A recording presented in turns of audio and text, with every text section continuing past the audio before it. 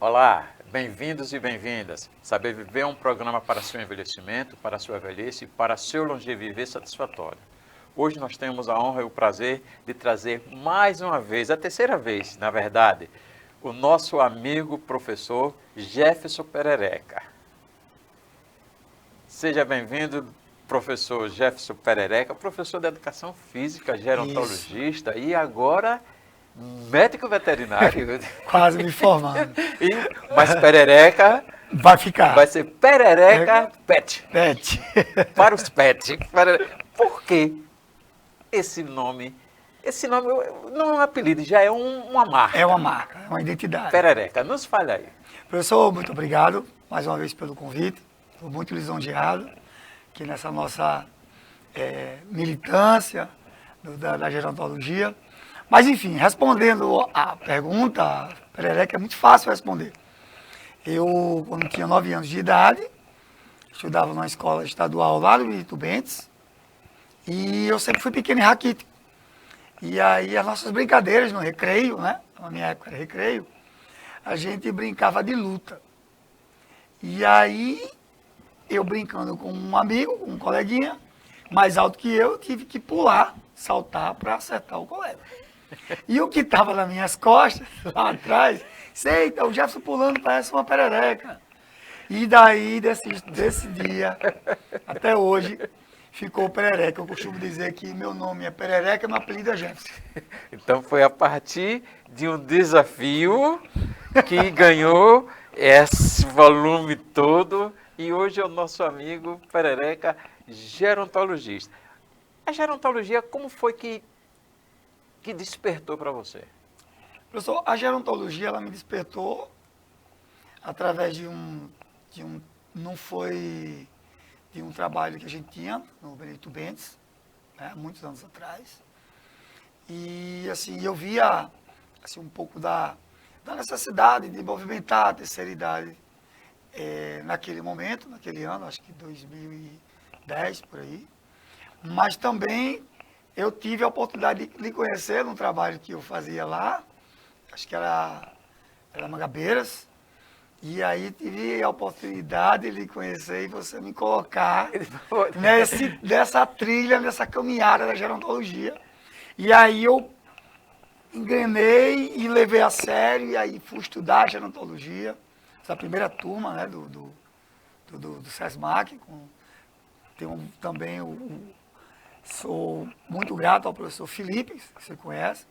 Mas foi você, professor, que me colocou aqui nessa caminhada de gerontologia. Eu me lembro, foi do Espaço Ativo. Isso. Espaço Ativo, Espaço Ativo. né?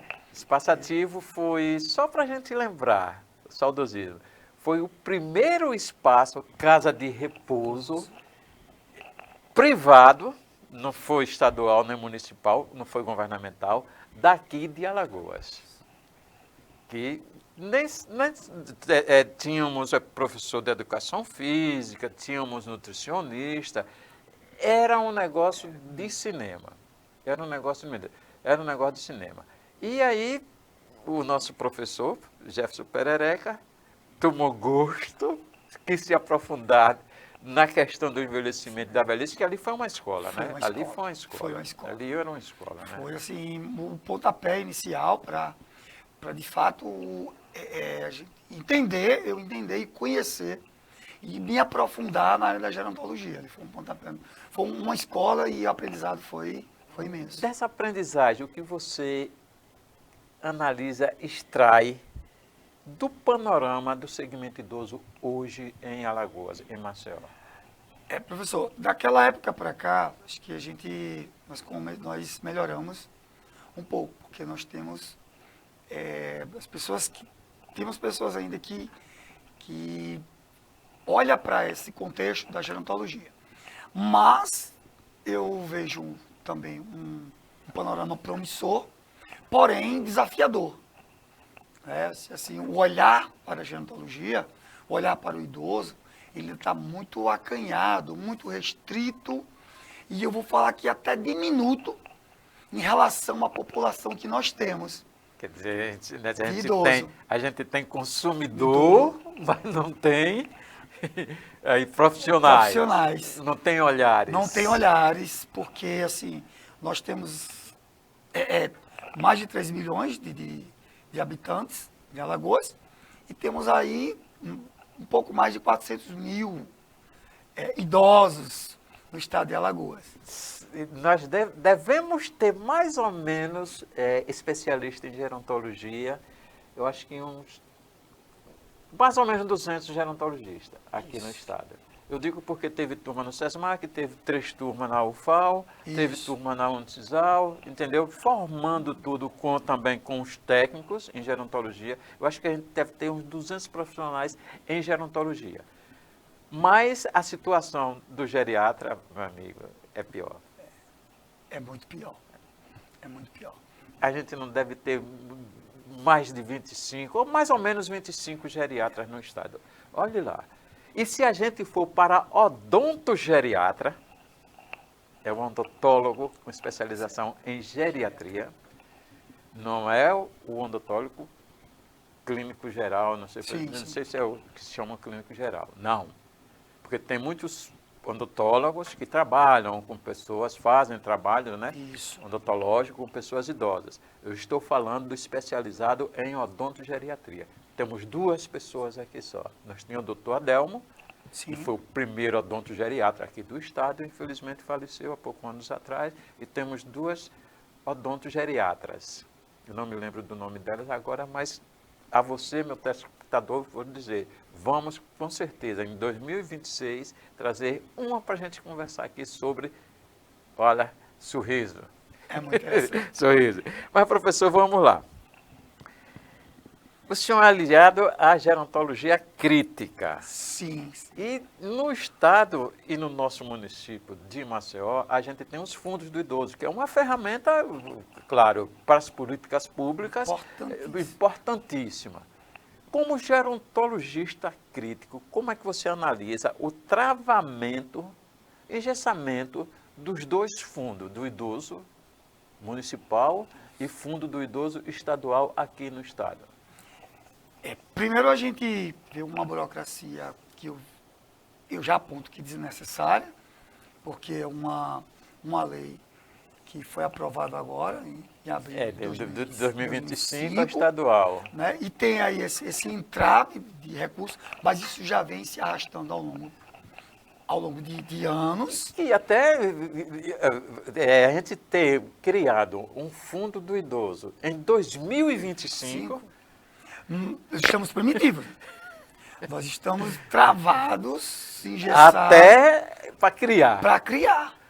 Porque, assim, se é o fundo do idoso, se já é um dado consolidado que o Brasil, em 2030, é um país idoso, então, a gente tem que tratar e lidar com isso precocemente. Era para a gente estar lidando com esse fundo de idoso, que a gente ia trabalhar de uma forma profilática, em todos os aspectos do idoso, mas nós estamos em 2025, que está travado e que nós não temos nada. Esse é o estadual. É o estadual. Nós não temos nada. Se for partir para o município, é de 2018. 2018, exatamente. E 2018 para cá... 7 anos. Nós não temos nada para o idoso. Nós não temos nada, quando eu falo nada, eu falo num aspecto geral mesmo. Da acessibilidade, de abordagem do idoso, daquele, tanto o que está vulnerável, como aquele idoso que não está em total vulnerabilidade. Mas o dinheiro é do idoso. Mas o dinheiro é do idoso, exatamente. O direito é do idoso. O direito é do idoso. É fundo estadual, vamos começar, Fundo Nacional da Pessoa Idosa, Fundo Estadual da Pessoa Idosa, Fundo Municipal da Pessoa Idosa, não é para a pessoa idosa. Quando é para a pessoa idosa é porque o dinheiro vai para o Estado para depois ir para o idoso. Não, esse é do idoso, é da pessoa idosa, que nós estamos falando, né? Exatamente, e aí a gente tem esse entrave. Então nós não temos assim, nada... Uma gestão, não temos. Uma gestão que tem esse olhar gerontológico. Gerontológico. Né? Para que possa direcionar isso em investimentos. Isso. Investimento de E políticas acessibilidade, públicas, políticas né? públicas, Políticas públicas. entendeu? Que a gente conforte, que abrace essa questão da gerontologia. Professor Jefferson Perereca, o tema da redação do Enem deste ano, 2025, foi as perspectivas acerca do envelhecimento na sociedade brasileira. Qual é a sua perspectiva? Eu não vou dizer que foi uma coisa tardia, mas demorou, né? Demoramos para ter uma provocação em massa com uma faixa etária, né? Que são os que estão, essa massa de jovem que está prestando o vestibular, o Enem, e que precisava dessa provocação para que tenha esse olhar gerontológico. Já de agora. Já de agora. Porque achei muito interessante e importante para que eles tivessem saber e entender como desenvolver uma redação com olhar crítico, seja ele positivo ou negativo. É matéria-prima, né? O que você tem acumulado, que você vai ter a oportunidade, né? Exato. De descrever. Exatamente. E assim, ao meu olhar, eu vejo que eles vão ter mais umas críticas, né? Porque o Brasil, a gente, como é nível nacional, o Brasil, como nós falamos aqui, em 2030 é um país idoso e nós não temos condição nenhuma, não temos preparo nenhum para acomodar, para ter essa massa de habitantes idosos. Né? E o entendimento do jovem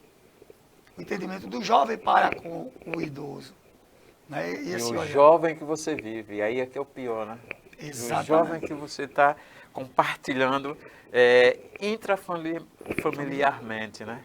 Exatamente. Além de você não receber o que o Estatuto do Idoso diz, eu não me lembro do artigo, se é 22, diz que todos os cursos básicos têm de ter uma informação sobre o envelhecimento. E isso nós não temos bem robusto, né? Professor, são palavras suas. É cultural. É cultural. Porque é do ser humano. Hoje não, hoje nós estamos já tendo esse despertar do envelhecer, mas ninguém se prepara para envelhecer. A gente não tem esse olhar, porque assim, pais, mães, familiares, eles se preocupam mais em preparar o filho, né, para o mundo, para o mercado de trabalho, e esquece que ele não vai ter a vitalidade, Isso. E que vai ter suas limitações, e que quando chegar no envelhecimento, quando chegar numa certa idade... Envelhecimento idoso. Vamos né, trabalhar no envelhecimento. Quando chegar no envelhecimento idoso, aí o que acontece? Aí eu vou usar aqui umas palavras que eu gosto de Ana Cláudia Quintana Arantes, né? Que ela faz uma analogia o envelhecer ao deserto. Você vai para o deserto, né? Foi uma história que ela falou, mas eu vou resumir, de duas idosas que vai para o deserto e não leva nada. E de repente no deserto faz muito calor. E você esqueceu o protetor solar. E você esqueceu a sombrinha. E de repente no deserto, à noite, faz muito frio. E você esqueceu o casaco. E você esqueceu de levar os agasalhos. Então, assim, quando a gente chega nesse momento, nesse processo de envelhecimento, porque o envelhecimento, enquanto vida, não para, né? Então você começa a ficar meio que perdido naquele momento. E de repente o tempo passou. E hoje, a gerontologia, junto com a geriatria, começa a despertar essa ideia de que você precisa se preparar para o envelhecer idoso. Se preparar para o envelhecer, tanto que a gente fala no envelhecer biopsicossocial, né? Que essa é a parte fundamental. Fundamental. Porque o envelhecimento, o idoso de antigamente era o que ficava numa cadeira de balanço encostado lá, no canto da casa. O idoso de hoje, não. Hoje você está ambiente, né? O meio Isso, ambiente, o ambiente, o social, e aí vai. São vários desafios, como você disse logo no início. Vários desafios mesmo. Mesmo, é muito E desafiador. por isso que são velhices diferentes, né? São Bem diferentes. envelhecer, né? Igual, pô, até pessoas gêmeas nascem no mesmo dia, o envelhecer são bem diferentes. Diferentes, Bem exatamente. diferentes. E a gerontologia, ela tem esse olhar, ele tem esse acolhimento para a diversidade do envelhecer. Isso é que é o bonito. Como a gerontologia tem esse olhar para envelhecer, a gente sabe que muitos profissionais gerontologistas, gerontólogos, usam também desse instrumento para formatar um mercado onde vê o idoso como um consumidor ou como uma moeda ou como um produto, como você sempre fala. Como é que você analisa esse mercado que está se havendo hoje? Hoje, o idoso é para se ganhar dinheiro, não é aquela troca empatia do envelhecer, da aprendizagem. Exato. Não existe mais isso. Não.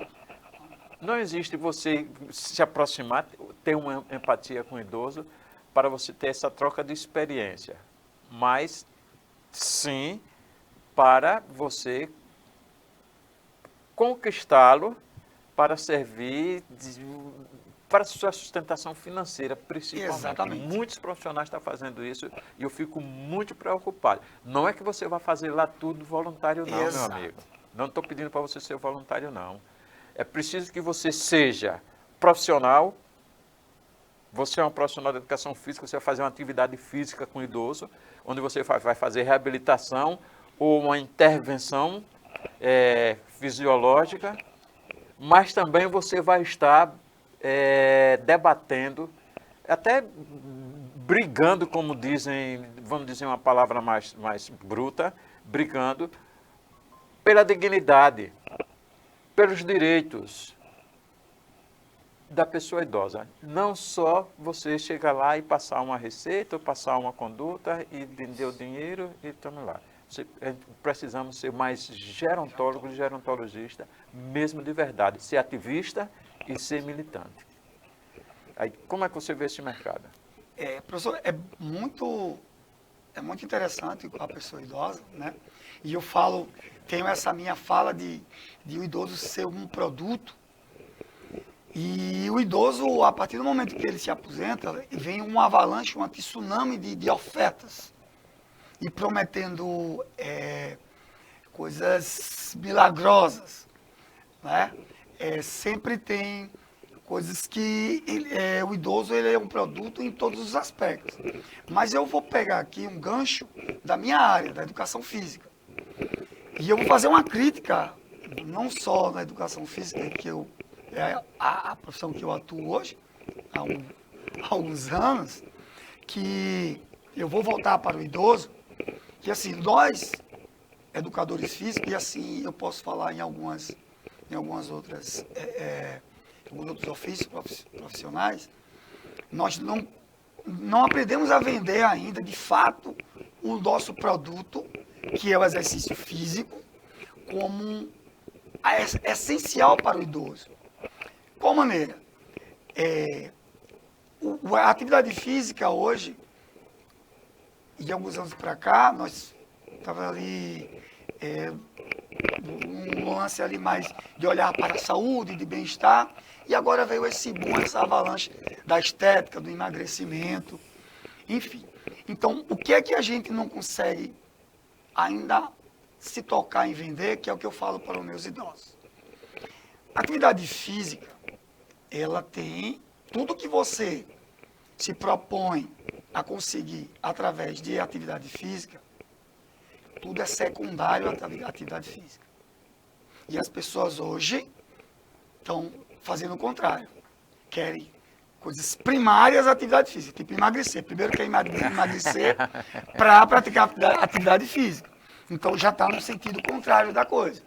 E uma outra coisa que eu enfatizo bem na parte de atividade física é o efeito do exercício físico de imediato. E onde é que atua esse efeito imediato? É no nosso cérebro. Né? Então, se hoje a busca do idoso não, do ser humano, está com suas faculdades mentais intactas, eu digo que, para você melhorar sua mente, não tem como você melhorar a mente sem movimentar seus músculos. Né? Então, eu vou assegurar aquele idoso que ele não vai ter só o efeito estético. Então, a gente tem que pegar esse produto nosso, que é a atividade física, e atuar de forma eficaz, de forma segura, né? Que a fisiologia do exercício nos traz. Né? Dizer, quando o idoso, quando nós movimentamos, contraímos nossos músculos, nós ativamos substâncias, miocinas. Essas substâncias, elas atuam como anti-inflamatório, como neurogênese, que é uma substância um hormônio que está sendo muito estudado, o BDNF, que atua na neuroplasticidade do cérebro. É a irisina, que desde 2014 está sendo estudada. Então, assim, direcionar a atividade física de forma que as pessoas entendam que tudo é secundário, mas aquilo que é de imediato atua em nossa mente. Para quê? Para que você tenha, se você tem uma cognição boa, você tem uma mente boa, tudo está bom. E voltando ao assunto da gerontologia, a gerontologia está fatiada, está loteada. De que forma está loteada? Então, a gerontologia social, gerontologia alguma coisa, e sai todo mundo está pegando o proveito da pessoa idosa, que tem um número bem expressivo no mercado, e está atuando de forma assim, que eu digo até desleal. É porque, se me permite, é porque tem uma lógica cultural do idoso ideal, né? Aí, esse idoso ideal que a mídia trabalha, você tem de ser isso, você tem de ser isso, até com conceitos imperativos, você tem de ser ativo, você tem de ser produtivo, você tem de ser o quê? Então, para você conseguir isso, você precisa receber alguns conceitos que lhe modelem, como você está dizendo, que esteja uma modelagem. Então, essa modelagem é onde chega nesse mercado. Então, assim, você falou bem agora, o idoso ideal. Qual é o idoso ideal? O idoso ideal é o idoso que quer ser do jeito que ele escolher. Que consome, que gasta. Que gasta, é o que consome, é aquele que gosta de atividade física, aquele que já gosta de ficar um pouco mais parado, mas que a gente incentiva a prática. Mas aí tem a outra vertente, que é a biopsicossocial, né? Então, o idoso, ele precisa dessa socialização, né? É necessário, o ser humano precisa dessa socialização, né? De diferentes faixas etárias, né? Que a gente tenha, assim, o idoso impulsiona. E a gente precisa entender que o idoso, ele não é só um produto que me traz rentabilidade. O idoso é um produto que ele, além de me trazer a rentabilidade, que eu digo de uma forma leal, de uma forma justa, ele também me traz conhecimento. Ele me traz momentos em que eu tenho muito proveito. Né? Me traz, assim, conhecimentos, histórias que eu não conhecia. Então, assim, a gerontologia está num contexto muito amplo. E como nós estamos, aí tem, cada profissão está criando a sua gerontologia, as coisas se perderam. Está tudo perdido, está tudo misturado. Então, nós temos, assim, o médico geriatra, ele enxerga a gerontologia como nós enxergamos. Né? Ele enxerga a gerontologia a partir dos 40, sei lá, 30, 35, que é o momento que você já precisa precocemente entender o seu envelhecimento e direcionar o seu envelhecimento de uma forma salutar, de uma forma saudável e que você se sinta bem. Então a gerontologia é isso, é única. E também não dá para entender, que essa é a palavra, que se envelhecimento é um processo multifatorial, por que as pessoas estão querendo entender o envelhecimento singular? Se é multifatorial, não é só um ponto que vai tratar e lidar com a gerontologia. São vários fatores. Então a gente tem que entender a multidisciplinaridade da coisa. E dentro da multidisciplinaridade, a educação física é essencial. Corpo sem movimento é corpo parado. E corpo parado só dá certo lá no cemitério. Mas vamos lá. É mito dizer que depois de certa idade não adianta mais fazer atividade física? Que não é possível recuperar força e vitalidade com a idade avançada? Professor, isso é uma discussão que eu acho que nem cabe mais discutir isso. Porque você ser idoso, a gente fala assim que o idoso, pelo menos nós da gerontologia, o idoso é um adulto jovem. Idoso é um adulto jovem. Então, um indivíduo de 60 anos, 65, 70 anos, hoje a gente diz que é um adulto jovem. Porque, assim, lógico que tem idoso e tem idoso. Mas, quando a gente trata de atividade física, a gente trata, sim, de possibilidades total de melhoria.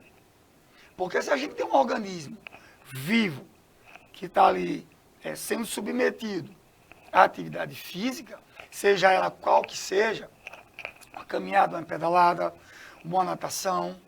Hoje a gente sabe que os estudos avançaram e a ciência diz que o exercício resistido contra a resistência, que a gente diz que a musculação, ela traz N benefícios. Mas assim, não é verdade dizer que chegou numa certa idade, sim, por que não? Tem como melhorar? Tem como melhorar. Sim, tem que melhorar, sim. Para a gente encerrar, infelizmente estamos no caminho final do nosso programa. A gente vai ressalvar agora, nesse finalzinho, aquela questão que você fez, uma frase que você me diz, você acompanhe o idoso, não o velho, porque o velho está em todas as idades. Perfeitamente. Demistifique isso aí, por favor. Isso é uma fala de Mário Sérgio Cortella, que eu gosto muito, e ele atua muito nessa área de gerontologia, e ele diz assim: se afaste de gente velha, se aproxime de gente idosa. Só para explicar, gente velha que ele diz, não é porque você alcançou a idade avançada, não. A velha é em qualquer idade. Qualquer faixa etária. Qualquer faixa etária. Você tem menino que com preguiça direto, com mal-estar, reclama de tudo, que a gente chama de birrento. A criança. O velho não é birrento, é ranzinza. A criança é birrenta. Então, isso é de velho. É de velho. Então, ser velho está em qualquer faixa etária. É a criança mais velha, é o jovem mais velho. E aí, porque velhice é comportamento, é atitude, é ações. Então, queira ser, repita aí, por favor. Queira estar sempre próximo de uma pessoa idosa. Porque uma pessoa idosa, a gente enxerga como uma biblioteca, uma enciclopédia. O idoso de hoje, ele só impulsiona, ele provoca, ele é ativo em todos os aspectos, que seja tanto na área literária, que eu aprendo muito com meus idosos, eles sempre me indicam livros, eles sempre querem um pouco mais de atividade física, eles sempre querem alcançar outros horizontes e outra coisa, tem planos para o futuro. Então, é o mais importante. Então, com essa frase a gente vai terminar, viu? Vamos repetir? se afaste de gente velha, se aproxime do idoso. Do idoso. O velho que nós estamos falando, eu vou repetir de novo só para a gente finalizar. Não é o velho de idade avançada. É gente velha de cognitivo, com pensamentos e crenças limitantes, que é desde de criança que você já nasce. E como disse nesse instante, é a criança birrenta, é a criança preguiçosa, é a criança que não quer estudar, é uma pessoa velha de memória.